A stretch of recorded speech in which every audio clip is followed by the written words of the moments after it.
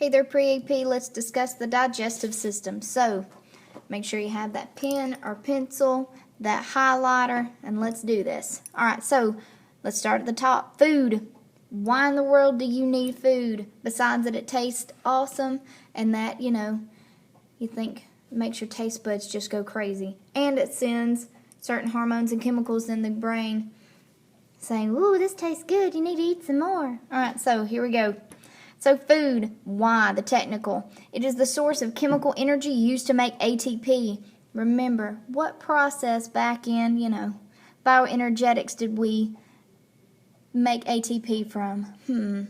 Besides calling ATP synthase Big Mama, what was that part of?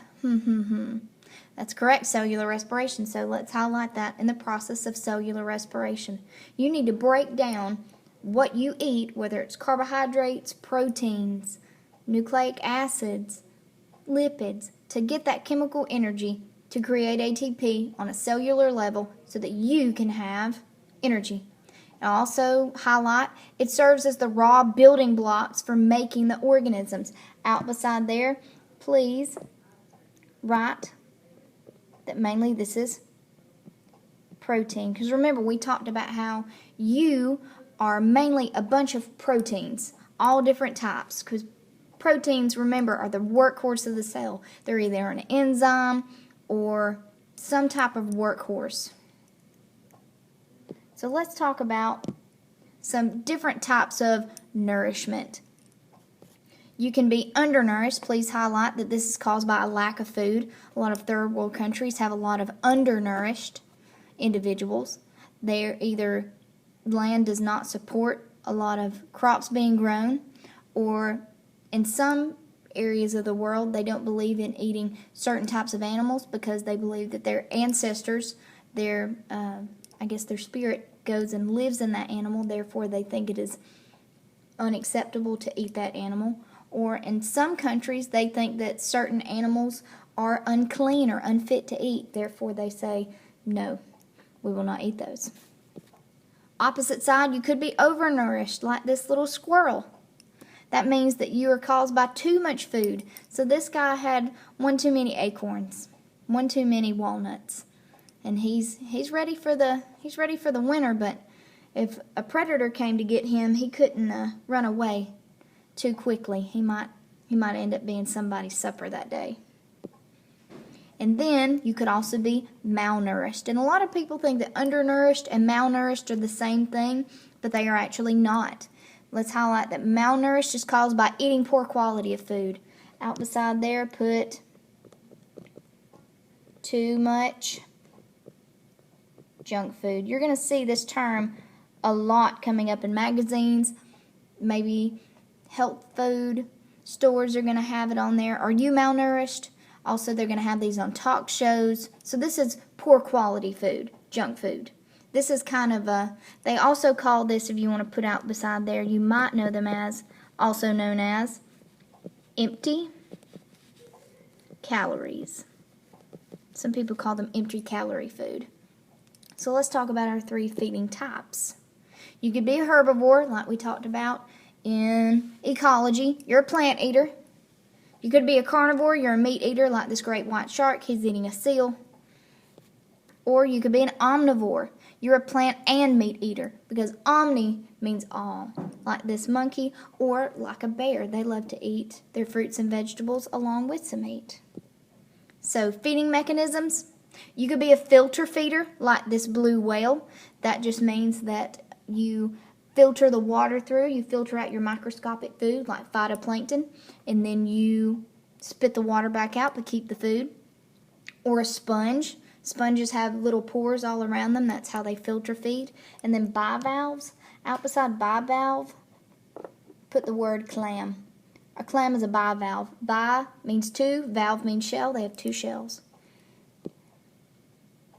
Other are called substrate feeders, please. These are like maggots. We need to highlight that substrate means surface, so they feed through surfaces. So let's highlight. They live on their food source, like this maggot right here. It's eating a leaf. So it's literally sitting on top of its food source and it's breaking it down and eating it. Maybe you're a deposit feeder like this earthworm. You actually eat substances that are deposited in the soil. Sometimes they're called detritus feeders as well. We're going to dissect one of these guys. Fluid feeders, these are like mosquitoes and hummingbirds. Now hummingbirds, they're not like this mosquito here drinking the blood of whatever organism. Most likely this is a human. They like to eat our blood. Good old nice pretty hummingbirds though, their fluid that they eat, again, remember, is nectar from flowers. So please highlight, they feed on fluids. And then, bulk eaters. This is a python eating an antelope. So, I believe that's a python. That might be an anaconda, but I'm not sure. So let's highlight, this is us, we're a bulk eater. And bulk eaters eat large quantities at one time compared to those other types of feeders we just previously discussed. Before we move on to our cavities, we got that. Never mind. So food processing basics. There's a difference between ingestion and digestion. Ingestion means you're putting food in your mouth. There's something called indigestion, but that's not the same thing as ingestion. Ingestion means we're taking in food. Digestion, we're breaking down the food. Now back to that word that we get confused with, indigestion. That means you're having trouble breaking down your food. So, being able to digest, you get to go through two processes. We need to highlight enzymatic hydrolysis primarily. Remember, hydrolysis, break water, we're breaking food. And then you're aided or helped by mechanical digestion. Put out beside there, teeth. This is the grinding and chewing that first happens. You chew your food. You want to chew your food really well.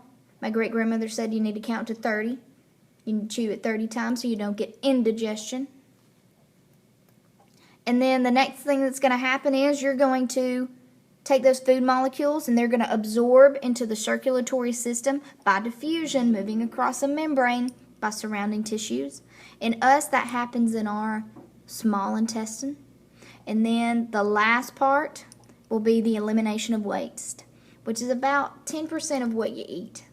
And this occurs at the end of the road for food. In most animals, it's the anus.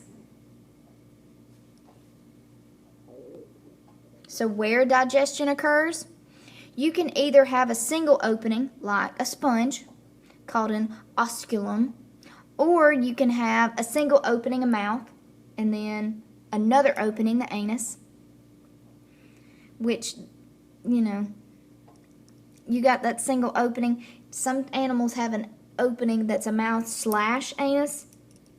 Those are things like cnidarians and some worms, pleomanthes. So for our digestive tract, because we are fancy, where it says organs of the digestive tract, please put out beside there, these are considered to be fancy organisms, not like those sponges or cnidarians or pleomanthes. We're going to start at the beginning. We're going to start in the mouth, where you're going to have teeth, hopefully. I hope you have teeth. Some animals don't have teeth, though. We're going to discuss some of those, like that earthworm. Earthworms don't have teeth. They can't smile at you. So let's highlight that this is the start of digestion. Please put out beside there, this is chewing. Chewing is mechanical digestion. We're breaking our food into smaller pieces by chewing in the mouth, right there. Then we're going to go to the pharynx. Next stop for food. It is that muscular tube that sucks food down the digestive tract. It's going to pump your food down the digestive tract to where it gets to something called the esophagus.